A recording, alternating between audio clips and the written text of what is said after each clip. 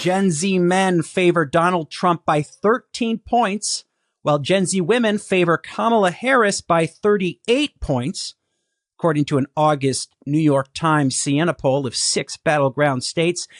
This difference is driven by economic and cultural concerns among young men. In the article, Claire Kane Miller writes, quote, in interviews with young men planning to vote for Mr. Trump, they described feeling unvalued. They said it had become harder to be a man. Their concerns were mostly economic, like whether they could fulfill the traditionally masculine role of supporting a family. Now, this is a good, before I get further into the article, this is a good thing to unpack. I know that there is, and I personally think it's a myth. I know some people don't, but I think there is a misconception that Republicans are somehow better for the economy than Democrats. Now, like that's from polling, Yeah. Voters will tell you that. Voters will say, oh, yeah. And maybe it's because of the image of the fiscal conservative or whatever. Yeah. Now, I've looked into this multiple times. I'm not an economist, but I've looked into this multiple times because I'm always like, are they? Are they better? And if that's the case, why not just always have a Republican president? But, I was looking at, so I looked at a couple things. I looked at a 2024 report from the Economic Policy Institute. They indicate that the economy has historically performed better under Democratic presidents since 1949. That's better GDP growth. It's better job growth, better business investment, lower inflation. I know they're considered kind of a left-leaning think tank. Are you familiar with them, Ryan? Sorry, what was the name of the think tank? Economic Policy Institute, EPI. Yeah. They're considered a little left-leaning. So it wasn't the only thing I went to. I went to the Bureau of Labor Statistics too, which basically echoes it, except they say that, although they say that overall economic growth since 1980 is basically the same between Republicans and Democrats, but they say wage growth, however, tends to be higher under Democratic presidents. So I'm sitting here, and so the young men this woman interviewed, talking about economic, insecurity, feeling like Trump will solve that for them or is the better option for them. But if they're working Americans, it seems to me that wage growth is going to be better for them under Kamala Harris or Joe Biden or Democratic president. Now presidents aren't like the be all end all of the economy. Obviously there's like luck and chance. Yeah. But these statistics are, since 1949, I think that's long enough to kind of sift through luck and chance a little bit and make that less of a factor. Mm-hmm. But it's just interesting to me. I just wonder where this idea comes from and why it's so pervasive that Republicans, a Republican president especially, is better for the economy. Yeah. Where does that come from? Do you know? I know, Ryan, you lean right. Yeah. So maybe you can fill me in a little bit about that. Sure. Yeah, I think a lot of it comes from the kind of elementary average American's conception of liberty, and that kind of having to do with lesser government interference, laissez-faire and all these kinds of things. The government, like under FDR, he turned up the government spending. He fixed the economy in large part. As you mentioned, Democrats perform better. A simplification of the reasoning being that they're more willing to do government spending, and sometimes those programs can incentivize job growth, wage growth, maybe restart industries that FDR created a gigantic middle class. Huge. And you could say part of that is from conquering the earth with the military. You could. Definitely. I don't be wrong. I have my problems with FDR. I'm not saying like, but it's undeniable that what FDR did fix the economy. But I think the average Republican sees government intervention as kind of a reduction of freedom, a reduction of liberty, and they kind of conceive freedom and liberty in the same breath that they conceive of economic prosperity. You think of Revolutionary War, you think, big bad King George, he's taxing me, taking my money, big government equals bad. And I think that's pretty widespread for, the average American voter, that kind of thought process. And a lot of the times, at least from my point of view, like a Democrat voter, they usually don't say they're Democrat because the economy is better for the Democrats. I'm not saying that isn't the case, but usually it seems that their reason is more social, societal, social reform kind of driven motivation it used to for be voting. much more labor oriented, but Yes, it's increasingly. I understand what you're saying. I still think there are people in the Democratic Party that really try to drive home that labor point of view, but I do think there's a large contingent that's more interested in social justice and whatnot. It's like, I mean, I just don't buy. I think these young men that she's talking to, I think they're caught up in a myth, in a misconception. Now, you could say, listen, it's not as if like are Democrats that much better at the economy, or is it marginal? I don't know. I mean, there were some statistics that say it wasn't marginal, that it was pretty substantial, but I'm not an economist. Although, I do find this interesting because this is like a lot to do, and Kamala's running now, but Kamala's an extension of Biden. Everyone's agreed. So, but when I was talking to a friend of mine who's like talking about the economy, like, they're like, wow, well, inflation was like rampant under Biden. And they were talking about like how the economy was better under Trump. And then, so you have liberals that are like, well, no, it crashed under Trump. And like Biden resurrected it. It's kind of hard to look at those graphs, though, in my opinion. And it's very interesting because like this would have been like, if it was Biden, Trump, it's a historic kind of election in the sense that like they've both been presidents. We don't have to look at their rhetoric. We can look at their record, but there's COVID. So you go to like a site like Trading Economics, right? And you go, well, how is the GDP? How is the economy under both presidents? I want to compare and contrast. And like, yes, it plummets. And yes, it spikes, up with Biden, but that is pandemic recovery, obviously. Right. It's pandemic It has nothing recovery. to do with presidents. It's just a natural reaction. Yeah. Yeah. So it's like, I'm just sitting there and I'm just like, it's really hard to compare these two because of right in the middle. It's sort of like Bush and Obama. Right in the middle, there was the Great Recession. Yep. Right in the middle. Yep. Now, I don't know if we want to get conspiratorial about it. Maybe someone's planning this so we can't compare and contrast. But, it's kind of unfortunate. So I don't know. I don't think the economic fears are that big of a deal and should be thought of that big of a deal. I think it's a cop out a little bit. And like this article does say that there are psychological factors at play here, cultural issues, so to speak. Let me quote from the article. In recent years, as social progress has helped women chip away at centuries of sexism, parts of the movement have seemed to dismiss or even demonize men with phrases like "the future is female" and "toxic masculinity," and books with titles like "The End of Men" and "The Rise of Women." As Mr. Cox noted, a page titled "Who We Serve" on the Democratic Party's website lists 16 demographic groups, including women, but not men. Yeah. So I know sometimes feminism is criticized a little bit by being like considered an overcorrection, so to speak. It's like, it's an overcorrection. Yeah.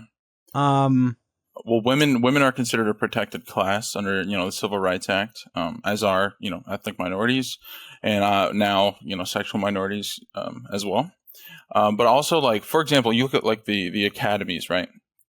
If you want to win an Academy Award, I forget the name of these boxes you have to check, but the crew has to be 1/3 minority. And minority in this sense means ethnic minority, sexual minority, or woman. Any woman is considered a minority. So I think young men who are politically unsophisticated see this trend and they're like, well, what if I'm just a straight dude? Let me talk about that, because I, as a former actor and aspiring member of those guilds, I did look at that. I saw a lot of actors complaining, going, but what, like, so the cast can't be all white? What if it's a movie about like historically all white people? Now that's a huge misrepresentation of that, because it is saying like, no, you can make your Revolutionary War movie with just the white guys or whatever. But like if they're going to do that, the crew, like you said, has to be representative to an extent. They're trying. And the thing is, when you talk about overcorrection, Now, we discussed female representation in the media before on this program, actually.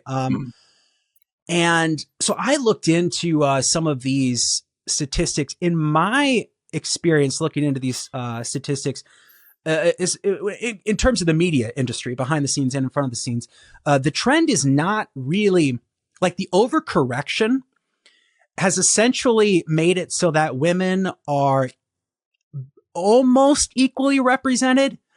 They range from almost equally represented to underrepresented. Sure. Now, equally represented in sort of lower level positions. And then, but when you go up the corporate ladder, they become more and more or less and less.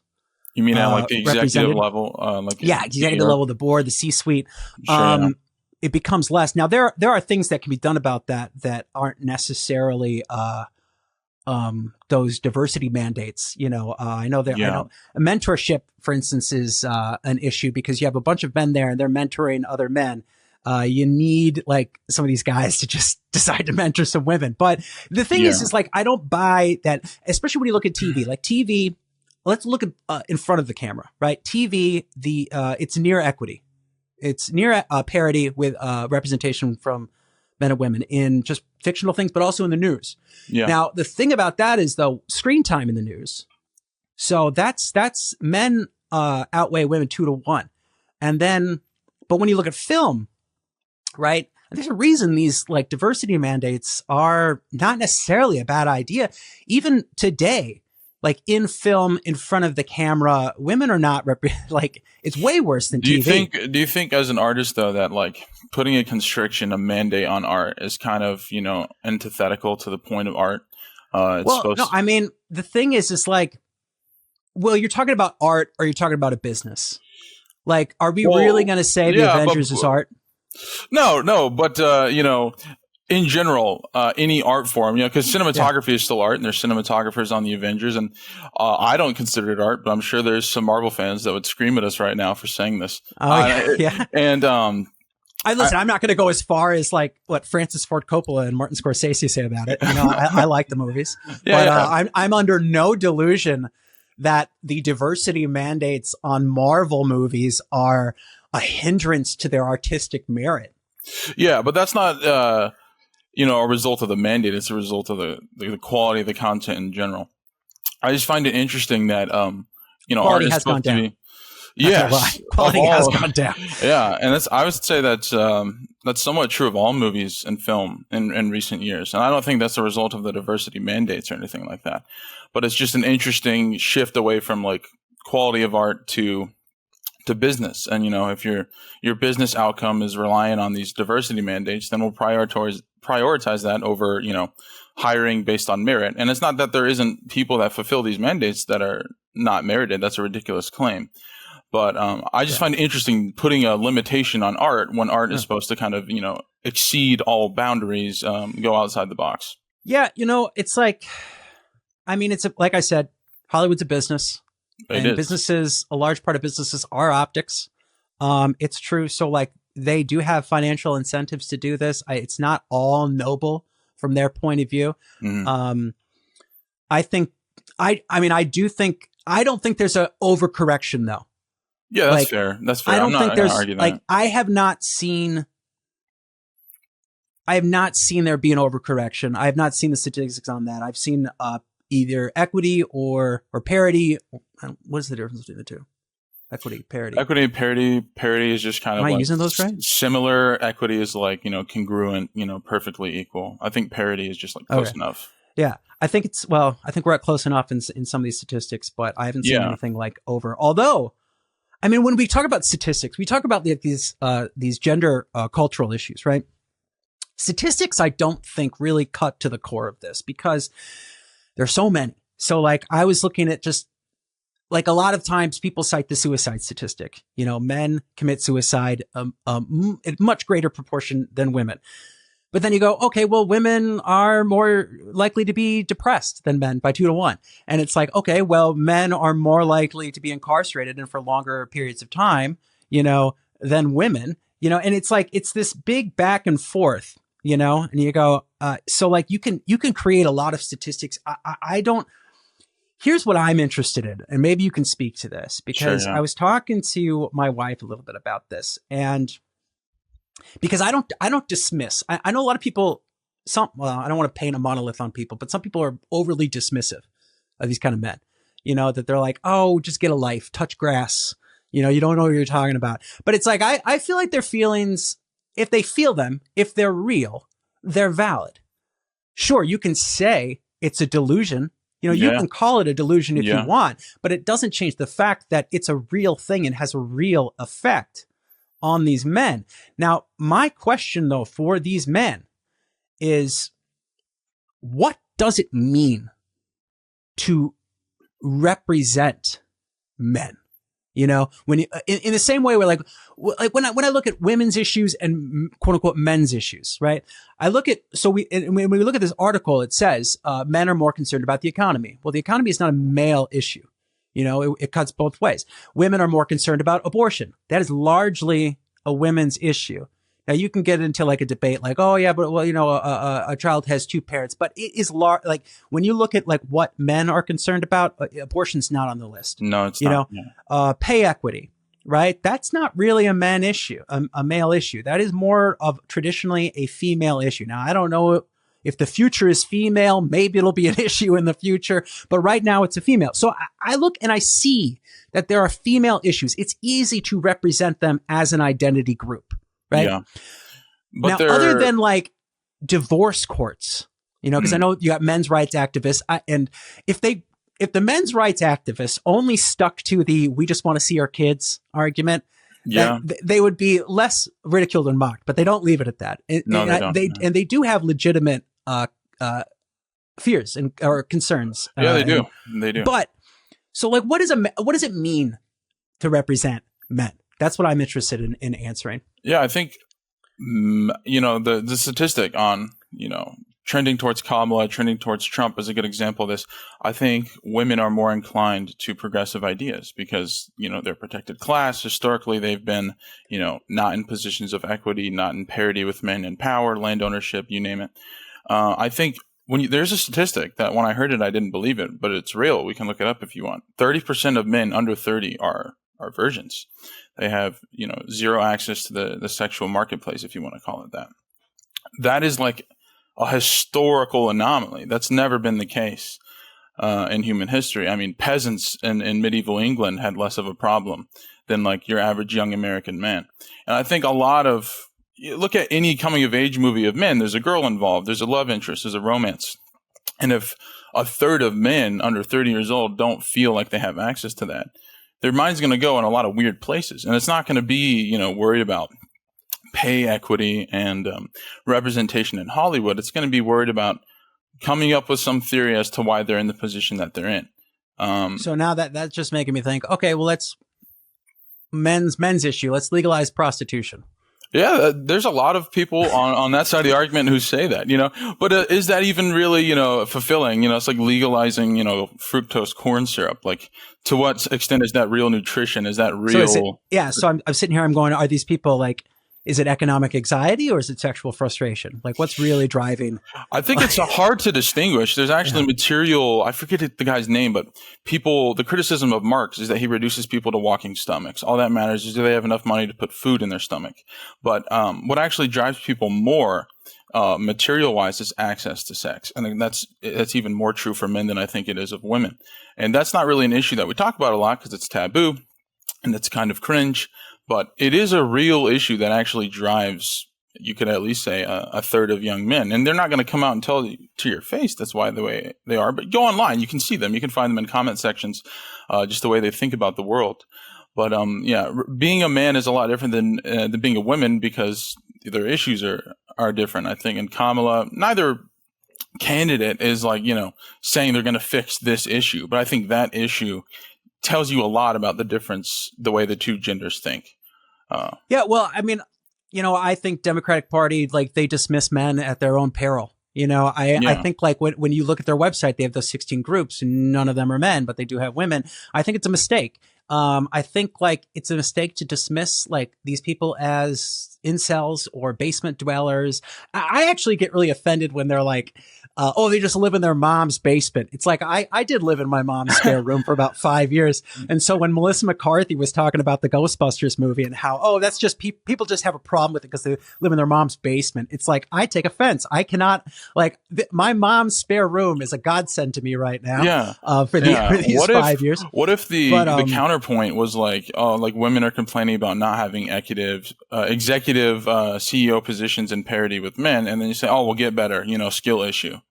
Like what if that was the response? Well, that is the response. That is the response. I They don't say, know if "Oh, that's true. you don't negotiate your salary better. Oh, you don't interview as well. You're not assertive. You don't ask for what you want." Sure. Like there is a response like that. But just going back to the idea of dismissing them at their own peril, I think and this is what I say. Like I say, you can call it a delusion if you want, but it's real. It's real. And if it's real, it has a real effect. And it has a real effect on the election. When you look at the margin of victory, right, that Donald Trump gets or Joe Biden gets, if there's an increasing contingent in any, even if it's small, in any sort of demographic, that has a serious effect. And that's not just a men thing. That has a serious effect on women's issues, as we've seen, or as with Roe versus Wade. Sure, yeah. So it's like you dismiss demographics at your own risk. I pose this question to the audience. What does it mean for a political party to represent men? And what would those policies look like? So let us know in the comments what you think. Give us a like if you agree, a dislike if you don't. I don't know, do they do dislikes anymore on YouTube? I don't think they show them, but you can, yeah. All right. Well, Spotify and Apple both have reviews. If you disapprove, leave a review. Moving on.